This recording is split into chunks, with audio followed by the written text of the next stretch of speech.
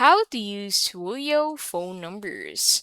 In this video, I'll show you how to use Twilio phone numbers. So to use Twilio phone numbers, you need to purchase a number, configure it for voice or messaging, and integrate it with your application using Twilio's API or dashboard. So to get started, go ahead and open twilio.com into your browser and then sign in to your Twilio account. And then from here, head over into Twilio Console. So click on Console at the top right, and that will take you to your console. So at the left side of console, you'll be able to find this phone numbers tab. So click on this, and then from here, go ahead and look for buy a number. So click on manage, and you'll be able to find buy a number. And then in this section, you'll be able to find numbers that you can buy on Twilio. So use filters to select a number by country, type, or capabilities. Complete the purchase using your Twilio account balance or payment method. So for example, you want to buy this specific number. Simply click on this buy button at the right side of that number.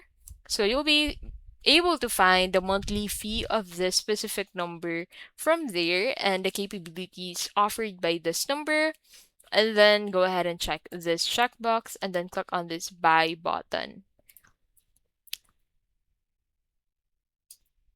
Now, as you can see, this would be shown as a purchase number for you.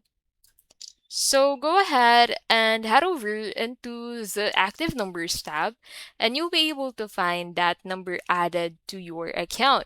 So in here, after the purchase, configure how the number handles incoming calls or messages. And then for voice call, set up a webhook URL. So as you can see, the set webhook URL in here is this.